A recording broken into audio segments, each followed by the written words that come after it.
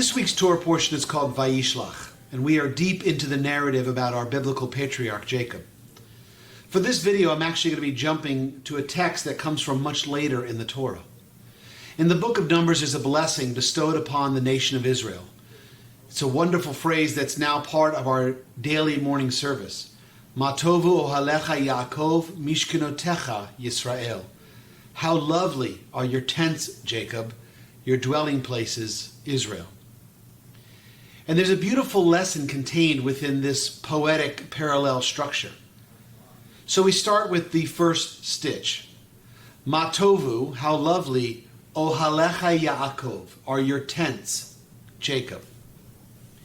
The biblical character of Jacob can be considered a weak patriarch. Weak in the sense that up till now, throughout his life, Jacob is beset by problems and trickery, and some would even argue a lack of faith. He starts his life with the fear that he won't even be born. So he grabs onto his twin brother's heel on the way out of the womb. The Hebrew word for heel is ekev, and Jacob's Hebrew name is Yaakov. It's the same word, ekev, Yaakov. Essentially, his name is heel boy.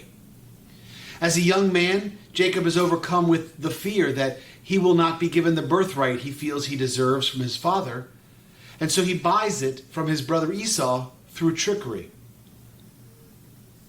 Then he's afraid that he won't receive the blessing from his dying father, so he and his mother Rebekah trick Isaac into blessing the wrong son. He is then tricked by his future father-in-law Laban, who switches daughters on Jacob so that he accidentally marries the wrong sister. Instead of marrying Rachel, the one he wanted to marry, he was married to Leah. He later married Rachel. Even in this week's portion, Jacob learns that Esau, his estranged brother, is coming to find him. And unsure of Esau's intentions, Jacob makes 3 contingency plans for dealing with this potentially scary encounter. First, he sends his traveling caravan away from him. Then he sends messengers to bring gifts to Esau to try and ease the situation. And then he prepares appeasement speeches for Esau. Not that any of these are bad ideas, it's just that Jacob never knows the right choices to make. So often he resorts to trickery or duplicity and cheating to grant him a sense of security. But we, the readers, know that Jacob is never really secure. At this point in the text, Jacob does not have the security of self to be that powerful patriarch of the Jewish people. And in this moment of fear, while waiting for his brother Esau's possible attack, Jacob mutters a very curious word in this week's portion.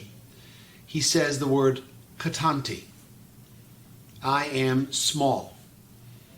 It's often translated as I am unworthy. At this crucial point in Jacob's life, with years of bad choices behind him, with his estranged and angry brother coming to find him, Jacob stands in a field all alone and he tells God, Katanti, I am unworthy of all the kindness that you, God, have shown me. Jacob doesn't lie to God. He simply owns up to his smallness and his inadequacies. He comes before God and says, Katanti. He admits his smallness, his unworthiness, his insecurity. And what physical item represents insecurity? A tent. A tent, if we think about it, it's portable, it's flimsy, it's easy to break down, it's vulnerable to the elements, it's temporary. How lovely are your tents, Jacob. Soon after uttering that word, katanti, Jacob falls asleep, and in a dream he wrestles with an angel. And after Jacob wins the wrestling match, the angel then offers a blessing by saying, your name will no longer be Jacob, but one who wrestles with God, Yisrael. With these words, the angel gives Jacob that new name, Israel. And with that new name, he develops a new identity. Wrestling with God is no easy task. Wrestling with our own deficiencies is also no easy task. But if Judaism teaches us anything, it teaches us to be humble. It teaches us that at all times we have to stand before the God of creation and acknowledge our smallness. Katanti, I am unworthy.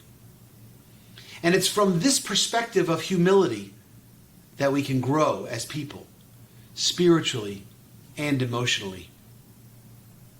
Then we come to the second stitch of the Matovu. Mishkenotecha Yisrael. How lovely are your dwelling places, Israel. As opposed to a tent, a dwelling place is a secure place.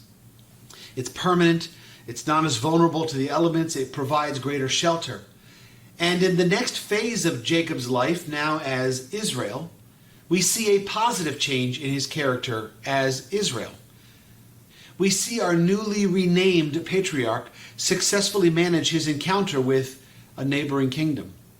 We see him become a better negotiator, a man who can now delegate responsibility, a man more secure in his power, a man more comfortable with his own personality, a man who can successfully bless his children, the children of Israel, and allow the Jewish people to flourish from their offspring. We see a development from Jacob to Israel, from immaturity to maturity, from insecurity to security, from fear to trust, from ignorance to wisdom, from being a tent to being a dwelling place. And it began with saying, Katanti, I am unworthy of all the kindness that you, God, have shown me. From here, then we can grow in spirit and in wisdom, as did our ancestor Jacob and Israel. Matovu ohalecha Yaakov, how lovely are your tents, Jacob. Mishkenotecha Yisrael, your dwelling places, Israel. Now go out and be Torah.